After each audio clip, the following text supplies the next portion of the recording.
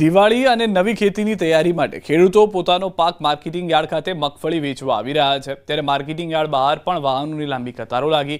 સાબરકાંઠા જિલ્લામાં આ વર્ષે વધુ વરસાદને લઈને કેટલાક ખેડૂતોને મગફળીના પાકમાં નુકસાન જોવા મળ્યું છે, તો કેટલાક ખેડૂતોને પાકનો ઉતારો પણ ઓછો આવ્યો છે। ત્યારે હિંમતનગર માર્કેટિંગ યાર્ડ ખાતે મગફળીની આવકની શરૂઆત થઈ છે। આગામી તહેવારો, દિવાળી અને નવી સિઝનની શરૂઆતને લઈને આર્થિક સંકળામણ ઊભી ન થાય તે અર્થે ખેડૂતો મગફળી વેચવા માટે માર્કેટમાં પહોંચ્યા છે, જ્યાં ખેડૂતોને જેવી ક્વોલિટી કેવા મગફળીના ભાવ મળી રહ્યા છે।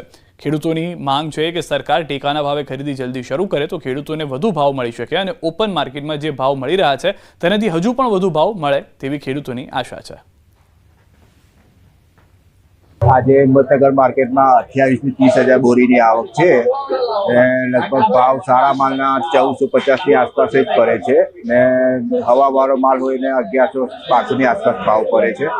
તહેવારોને અનુલક્ષીને ખેડૂતોને પૈસાની જરૂર પડે એના માટે મારું સરકારશ્રીને નિવેદન છે ટેકાના ભાવે બહુ ઝડપથી કામ કરે અને ખરીદી કરે।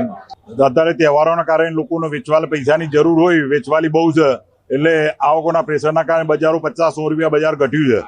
એટલે આગામી ટાઈમમાં ટૂંક સમયમાં સરકાર જો મગફળી જલ્દી ચાલુ ખરીદી કરી દે તો ખેડૂતોને ફાયદો થાય। તો આ તરફ 1100 થી 1500 સુધી ભાવ મળી રહ્યા છે, તો હજુ તો વેચાણ ચાલુ છે। જેવો પાક તેવા ભાવ મળતા ખેડૂતોને હાલ તો કંઈ ખુશી કંઈ ગમ જેવું છે। સામે દિવાળી અને નવી સિઝનને કારણે ખેડૂતો પોતાનો પાક વેચવા મજબૂર બન્યા છે, ત્યારે ખેડૂતોને આ ભાવ પોસાય તેમ નથી। આમ તો 1500 ઉપરાંત ભાવ પડે તો ખેડૂતોને ફાયદો થઈ શકે તેમ છે। હાલ દિવાળીના તહેવારો નિમિત્તે અને માલની આવક સારી એવી છે અને સારા એવા ભાવ મળતા હોય ખેડૂતો અહીંયા આવતા હોય છે। સાબરકાંઠા જિલ્લાનું મોટું માર્કેટ યાર્ડ કહી શકાય કે હિંમતનગર માર્કેટ યાર્ડમાં અત્યારે હાલ તો મગફળીની પુષ્કળ પ્રમાણમાં આવક નોંધાઈ રહી છે। નોંધનીય છે કે હિંમતનગર જે માર્કેટ યાર્ડ છે, માર્કેટ યાર્ડના બંને તરફના રસ્તાઓ ઉપર 2 થી 3 કિલોમીટર દૂર સુધીની લાઈનો લાગી છે અને ખેડૂતો પોતાનો જે પાક છે પાક વેચવા આવી રહ્યા છે। અત્યારે હાલ તો જે દિવાળીનો તહેવાર અને નવી સિઝનની શરૂઆત થઈ રહી છે, ત્યારે ખેડૂતોને જે પૈસાની જરૂરિયાત માટે અહીંયા પોતાનો જે પાક છે પાક વેચવા આવી રહ્યા છે।